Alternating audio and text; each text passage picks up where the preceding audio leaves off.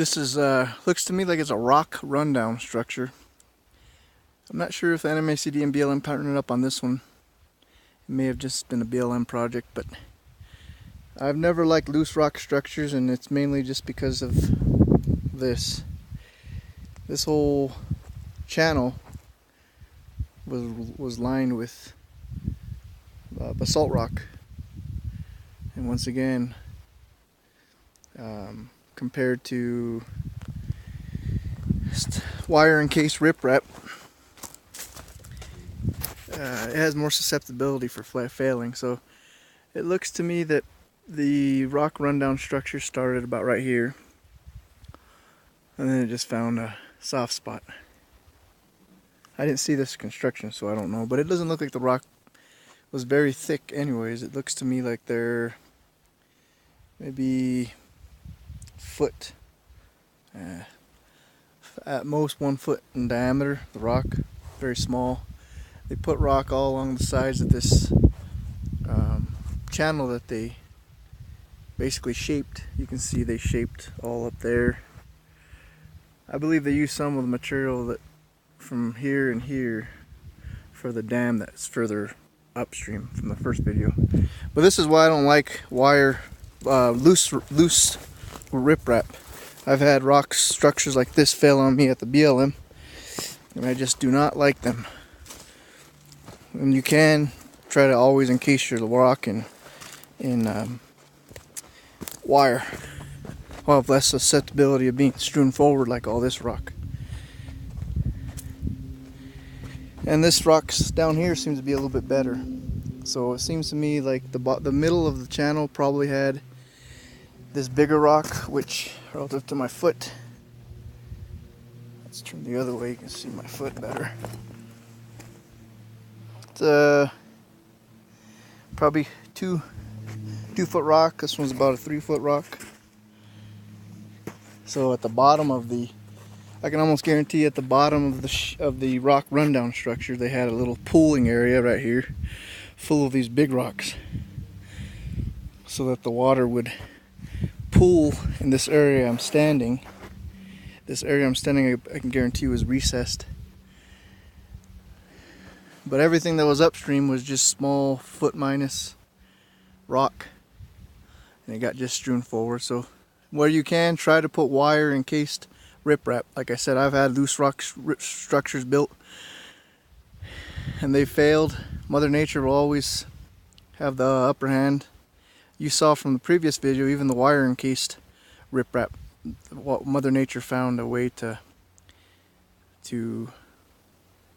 overcome it, or found a weak spot. So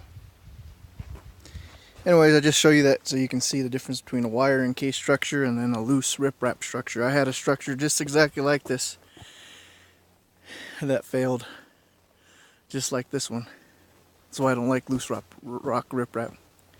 Loose riprap, sorry. The sides all stayed in this structure, and I'm sure this structure has helped, but right where it's starting to head cut again, it's just going to keep on getting deeper and deeper, and then this whole structure is not going to be, it's going to be pointless.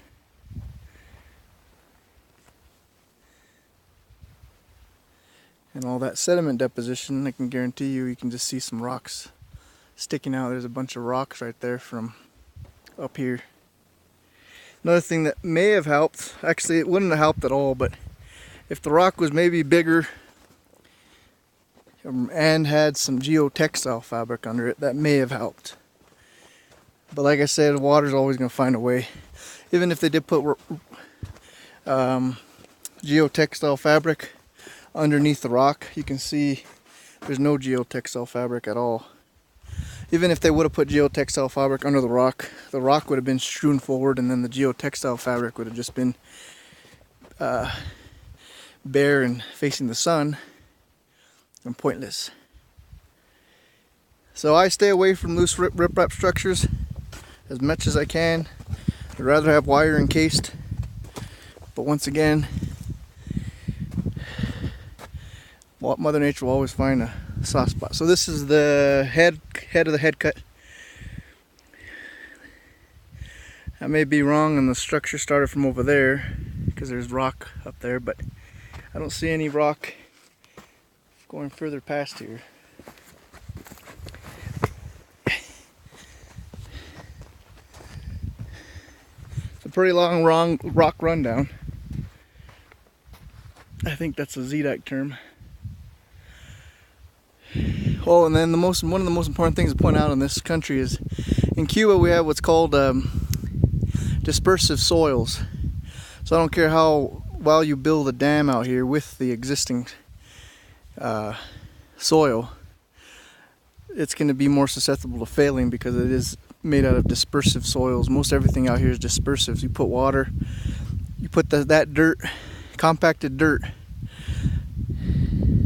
into a cup of water, it'll be very dispersive. It'll disperse very quickly, and that's why most of the dams in this part of the country have failed. Therefore, if you want something to succeed out in this country, you'd have to build it with borrowed material. And then we have all this rock here. This rock seems to me that it was almost just piled here to try to capture some of the rock that got strewn forward, because I don't really see the only point I see it is this preventing water from going around, and that might be the reason. So that's it. Once again, Cuba, New Mexico, highly dispersive soils, the BLM. When I used to work there, I surveyed probably almost 100, maybe less than 75 dams, and most of the dams were breached along the culvert because the culvert served as a conduit alongside the conduit as a way for water to get around. Even with cut-off walls, the water still would pipe through the principal spillway, or the pipe that went right through the embankment. And if there wasn't a pipe in the embankment, burrowing animals would burrow in the bank and the water would follow that hole, and then it's another place where they would fail. But a lot of the BLM structures have failed out here. There's some that have been successful, but due to lack of maintenance, most of them have failed, and due to the highly dispersive soils. If you have any questions, just comment in the comment sections below.